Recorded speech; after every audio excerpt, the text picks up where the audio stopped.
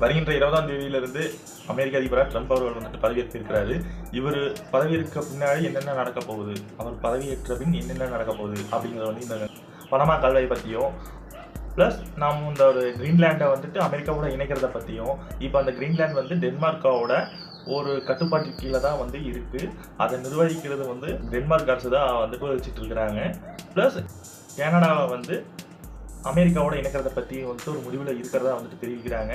இதனால் வந்துட்டு என்ன ஒரு ப்ளஸ் பாயிண்ட்னா, கிரீன்லேண்டில் ஒரு எலிமினேட் ப்ளஸ் கனடாவில் கேஸ்லேருந்து ப்ளஸ் எல்லா பெட்ரோலியத்துலேருந்து எல்லாத்துக்கும் தேவையான எல்லாமே இருக்குது.